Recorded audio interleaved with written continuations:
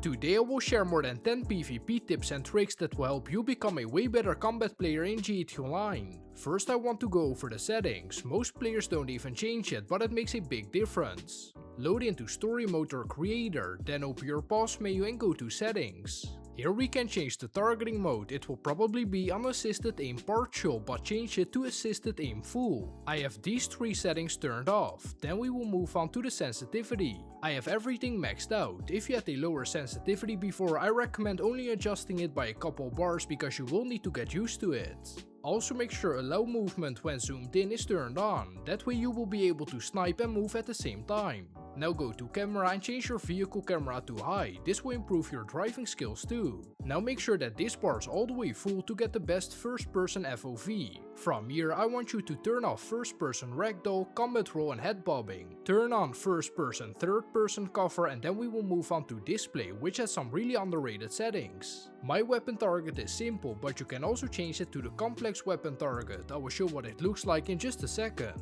You can also change the size of your weapon target if it's on simple.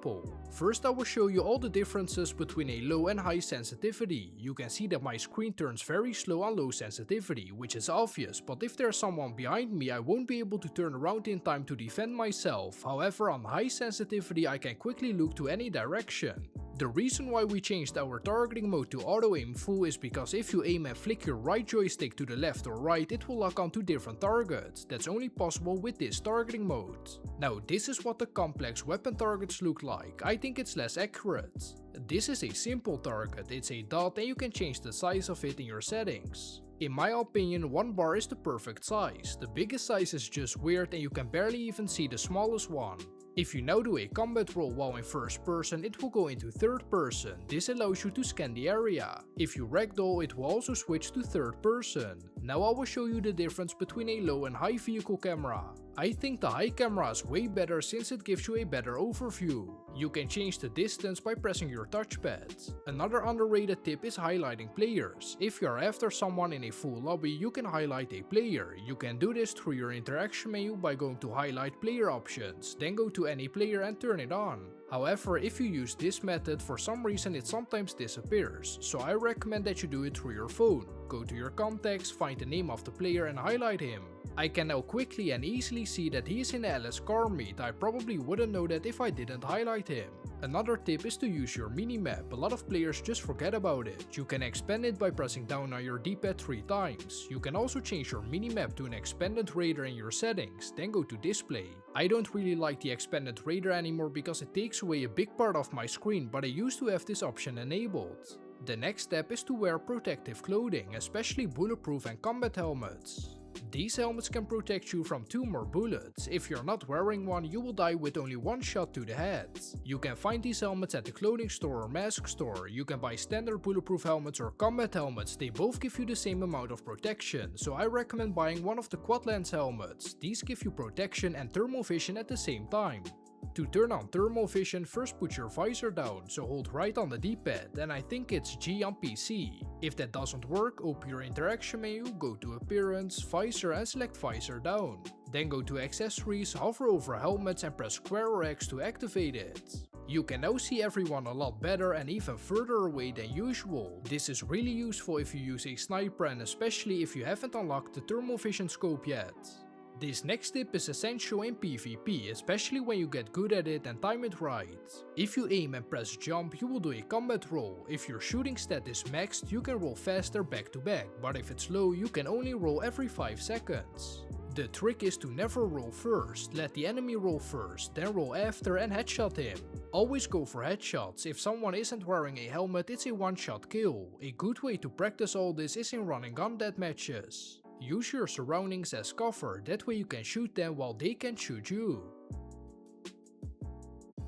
The best combat vehicle in the game is the Night Shark. It's fast, powerful and strong. However, don't upgrade window armor plating. If you do, you can't shoot out of the car. Without the window armor plating, you can throw sticky bombs. The Night Shark can take up to 25 rockets. The next one is a useful trick to delay your spawn. So let's say if you die or someone keeps killing you, you delay your respawn. After you die, quickly open your pause menu and go to the right. Then select the PlayStation or Xbox store. You can now just wait on this menu and nothing will happen to you. Keep in mind that if you wait on this alert for longer than 15 minutes, you will get kicked, so don't wait too long. This is how it looks like for other players. So I disappear from the map and you won't be able to see me. They can see your body and you will be able to hear everything that's happening around you.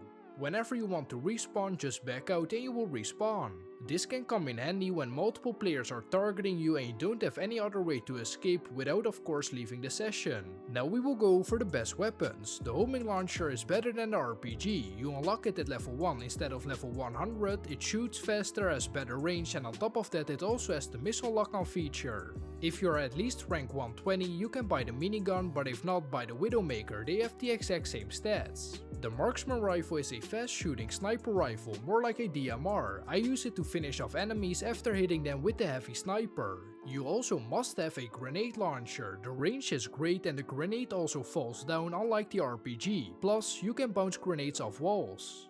The best weapon in the game is the special carbine rifle, but I will show you how to make it even better. Sticky bombs are a lot better than proximity mines and grenades because you can detonate them. For this part you need a weapon workshop. You can have it in your MOC, Terrorbyte, Avenger, Mansion or Agency. Go to the special carbine rifle and upgrade it to the MK2 version. If you played a lot of bunker missions and already unlocked a ton of research projects, you will have ammo types unlocked. These include Tracer, Incendiary, Armor Piercing and Full Metal Jacket rounds. Equip it with the holographic scope, muscle grip and heavy barrel. The heavy sniper is also a must-have weapon. I recommend upgrading it to the MK2 version, but only if you have explosive rounds unlocked. You can also buy the thermal scope, which works like the quad lens helmet. One of my personal favorite weapons is the Combat MG MK2, the damage is insane. Another quick tip is that sniping in first person is faster than in third person. In third person movement is slow, but in first person you can move side to side much faster. They also added a quick option to use snacks and body armor. Open your weapon wheel to see these options. I believe that the Ego Chaser and soda cans are the best snacks, it heals the fastest. Lastly, some rapid fire extra tips for tryhards. Use BST aka Boost Your Testosterone, which boosts your damage for 1 minute. You can buy it through the CEO menu or by calling Brucey. Ghost Organization and Off the Radar hide you from the map. The grenade launcher rapid fire trick works by spamming your shoot button in cover.